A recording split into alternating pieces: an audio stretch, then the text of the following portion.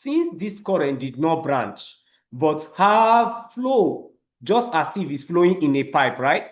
But the current has flowed as if it is flowing in a pipe back to the what? Negative terminal. Such a circuit is a series circuit. Do you understand? So in textbook, how you will see it is that a series circuit is a circuit that is connected from end to start, end to start, end to start, or start to end, start to end. When they mean end to start, end start to end, look at this now. This is a start and this is a end. At this end, R2 have a start. Are you there? And R2 have a end. R3 has a start here, and R2 have an end here, while R3 have a start here. So this is the end of what? R3.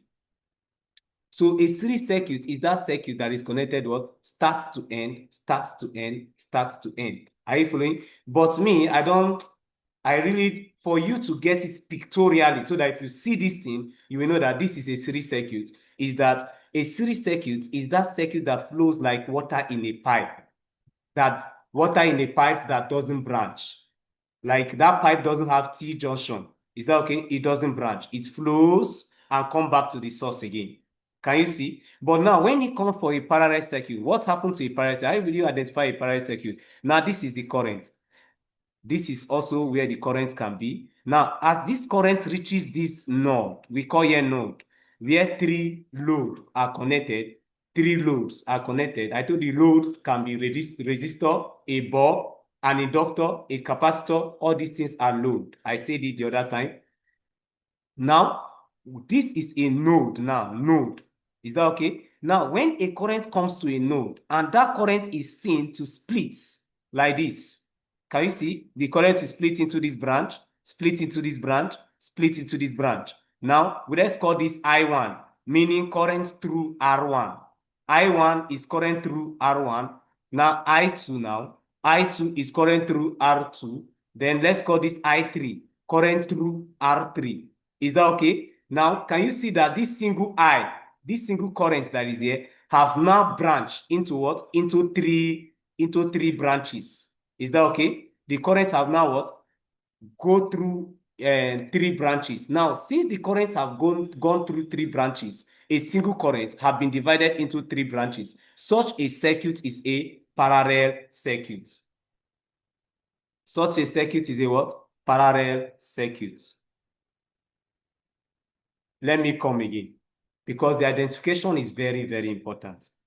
A series circuit is that circuit where the current flows through without any branch.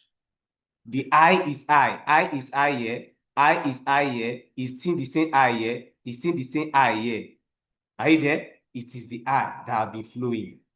But when it comes to parallel circuit now, that I will now branch. Are you following? It will now diverge. The R will what? Diverge into three. It can be up to 4 branches, so, but I just use 3. It can be only 2. It can be 4.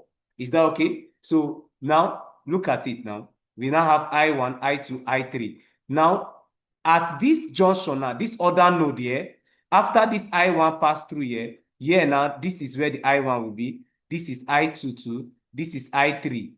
After passing through here, it will come here and pass.